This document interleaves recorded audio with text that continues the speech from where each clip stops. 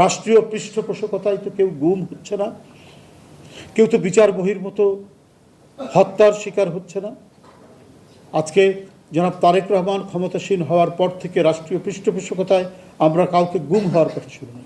জনশক্তি রপ্তানি এটা শহীদ জিয়া হচ্ছে তার সময় থেকে এবং তার উদ্যোগেই সেটা সৃষ্টি হয়েছে।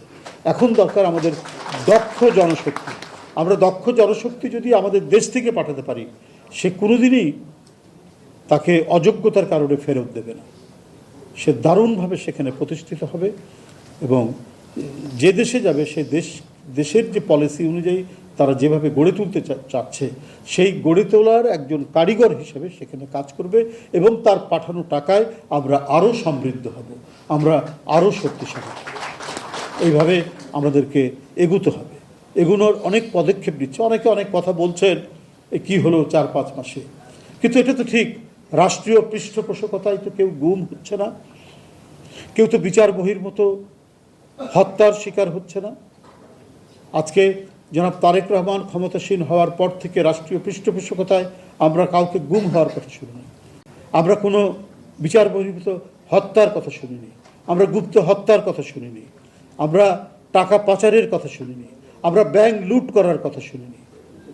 বা যারা অনেক শক্তিশালী দেশ মনে করে যে তাদের কথা অনুযায়ী চলতে হবে, কিন্তু চোখে চোখ রেখে নিজের স্বাধীন সার্বভৌমত্ব রাষ্ট্রকে ধরে রাখতে পেরেছেন তারেক রহমান এবং প্রত্যেকটি দেশের সাথে সমমর্যাদার ভিত্তিতে আমরা আমাদের পররাষ্ট্র নীতি পরিচালিত করব, সেই নীতি তিনি ঘোষণা করেছেন। আপনারা দেখেছেন যে এই মাসে আগস্ট মাসের শেষে আবার মালয়েশিয়ার বাজার উন্মুক্ত হচ্ছে। এটা তারেক রহমানের অবদান, এটা অলরেডি ডিক্লেয়ার্ড। এই পদক্ষেপগুলো এই 4-5 মাসে তিনি নিয়েছেন, অর্থাৎ নির্বাচনের প্রাক্কালে তার যে প্রতিশ্রুতি, তার যে অঙ্গীকারবদ্ধতা, সেটাকে এখন অত্যন্ত সুচারুভাবে সম্পন্ন করার চেষ্টা করছে। আমাদের এই প্রশাসন এগুলো নিয়েই তো করতে হচ্ছে। হয়তো সেখানে থাকতে পারে কিছুটা নানা থাকে তো রেগুলেশন এবং নানাবিধ আইন কানুনের জটিলতা দিয়ে, কিন্তু সেটাকে অতিক্রম করেই তিনি দ্রুত গতিতে এটাকে নিয়ে যাওয়ার চেষ্টা করছেন। আপনারা জানেন যে হাইওয়েতে প্রচণ্ড আপনার দুর্ঘটনা হয়। সেই দুর্ঘটনা এড়াতে 10 কিলোমিটার পরপর অ্যাম্বুলেন্স থাকবে হাইওয়ের পাশে। এই পদক্ষেপগুলো নিয়েছেন।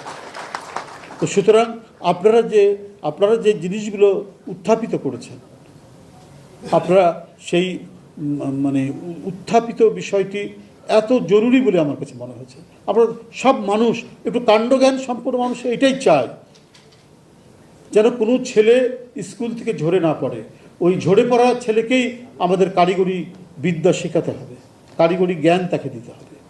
তাহলে তার বেড়ে ওঠার স্বপ্নটা আর আটকে যাবে না, ওইটা আর থমকে থাকবে না।